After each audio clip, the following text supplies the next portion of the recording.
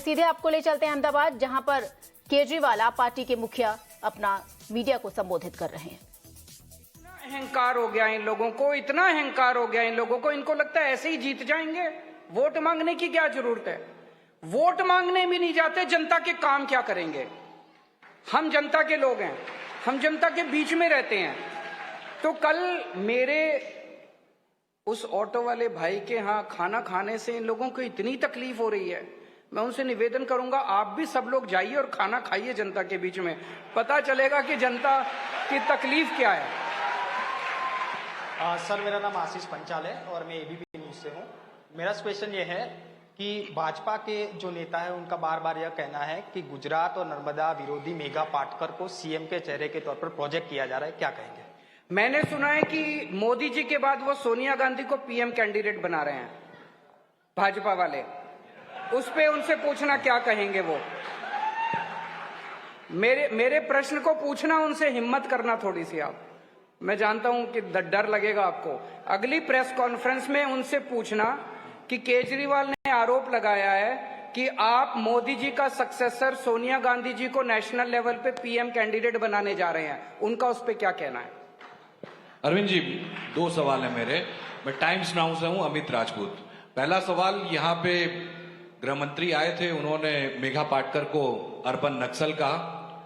और दूसरा सवाल मेरा ये है कि आम आदमी पार्टी जो चुनाव लड़ रही है, तो कुछ ऐसी सीटें डिसाइड की गई हैं कि इतनी सीटों पे हम चुनाव लड़ेंगे अभी तक। तो पहले क्वेश्चन का मेरे से जवाब क्यों ले रहे हो? वो उनके आपस की बात है, उसने उसको अर्बन नक्सल का, मेरा इसमें क्या लेना देना है? नंबर 1। लेकिन अरविंद जी, उसमें ये कहा जा रहा है कि आपकी पार्टी उनको बैकडोर एज ए सीएम के तौर पर गुजरात की राजनीति में एंट्री करवाना चाहती है। मैं भी तो यही कह रहा हूँ गोपी जी कि वो बैकडोर से सोनिया गांधी को देश का पीएम बनाना चाह रही है बीजेपी। उनसे प्रश्न पूछिए, आप हिम्मत कीजिए। दूसरा क्वेश्चन, हम सारी सीटों पे चुनाव लड़ेंगे। सारी सीटों पे लड़ेंगे? हम सारी सीटों पे चुनाव लड़ेंगे। मेरा ये कहना है, ये इस तरह के तर्क वितर्क कुतर्क, इससे गुजरात की जनता का भला नहीं होने वाला। बीजेपी हार रही है, कभी वो मेधा पाटकर को लेके आएंगे बीच में, कभी किसी को लेके आएंगे बीच में, उनसे पूछो 27 साल में क्या किया और अगले 5 साल में क्या करोगे, जनता ये जानना चाहती है। 27 साल में कुछ नहीं किया और अगले 5 साल में इनके पास कोई प्रोग्राम नहीं है करने के लिए। वो मैं उनसे प्रश्न पूछना चाहता हूं बीजेपी से कि अगर हम गुजरात की जनता की बिजली मुफ्त करना चाहते हैं, उन्हें क्या तकलीफ है?